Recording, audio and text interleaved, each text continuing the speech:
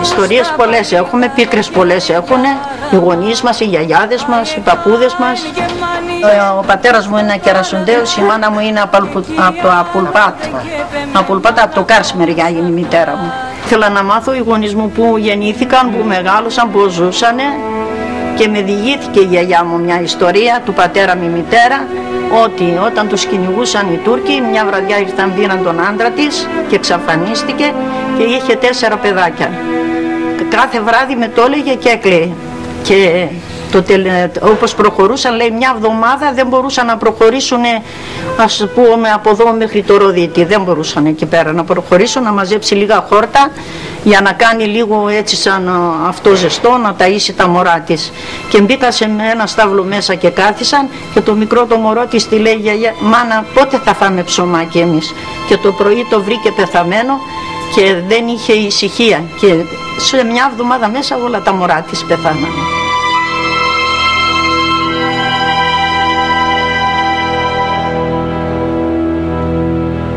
Η μαμά από τον Πόντο, από τα Απουλπάτη ήρθανε το 22 τότε και εγκαταστάθηκαν με ταλαιπωρία στο χωριό.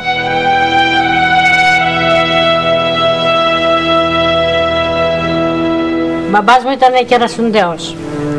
Η μητέρα μου ήταν από το διπλανό χωριό που το λέγανε Σούλη. Η οικογένεια του πατέρα μου ήρθανε στην Ελλάδα το 20 και εγκαταστάθηκαν στη Θεσσαλονίκη και από τη Θεσσαλονίκη πήγανε στις Αλεξανδροπόλεως σε ένα άλλο χωριό στην Κυριακή που το λένε.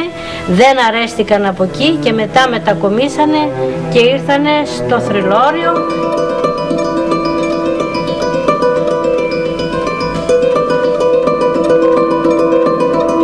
Τότε μας έλεγε ο μπαμπάς μας, να όπως έφυγαν και ήρθανε, κατέβηκαν με τα πλοία, με τα αυτά που ήρθανε, με τα ζώα τους όλοι μαζί. Από εκεί τους βάλανε στη Θεσσαλονίκη, στο Χάντα λέγανε, ζώα που βάζανε. Όλος ο κόσμος κατέβαινε με τα ζώα τους. Όπως ήρθαν το 22 καταστάθηκαν στη Θεσσαλονίκη, στο Καράπουργο που λέγανε, μετά από εκεί ήρθανε στην Κομοτηνή. Έκαναν 1 χρόνο στην Κομοτηνή και μετά εγκαταστάθηκαν στο Θρυλόρι.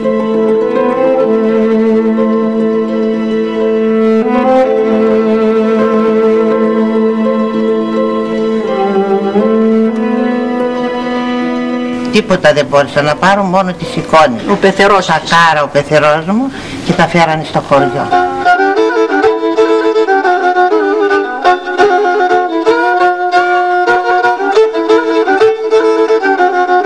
Και φέραν από εκεί στολές, ποντιακές στολές, πάντοτε το λέγω, είχαν τις στολές και χάθηκαν από μέσα από το χωριό.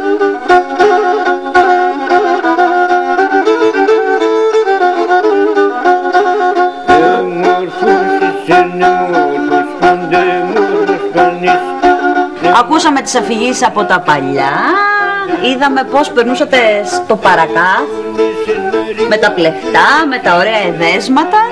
Λέγατε και τραγούδια όμως, έτσι δεν είναι? Ναι. Θα μας πείτε ένα και για μας, να τα ακούσουμε στα ποντιακά, φαντάζομαι.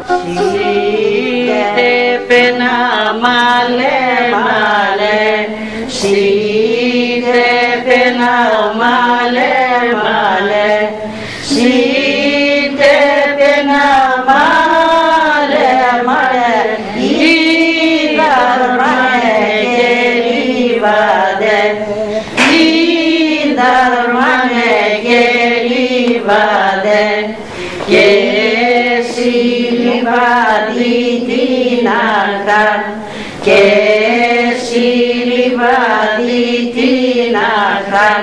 Και τι έχετε ετοιμάσει απόψε από τα δέσματα τα ωραία που βλέπουμε στο τραπέζι?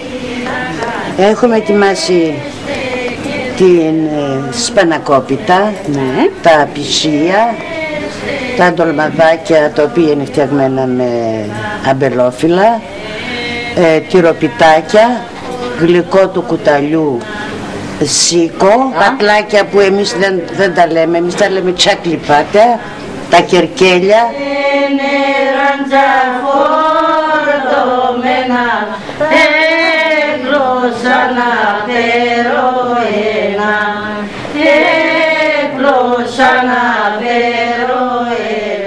Το φωτογραφικό υλικό που συμπληρώσαμε στο ρεπορτάζ το είχε έτσι η Ερτρία. Ακούσατε τις μνήμες, νομίζω ότι είναι ένα ισχυρό κίνητρο για να παρακολουθήσετε τη συνέχεια της εκπομπής εδώ στο Θρυλόριο, στον Δήμο Κομοτηνής και την Κυριακή στο χωριό.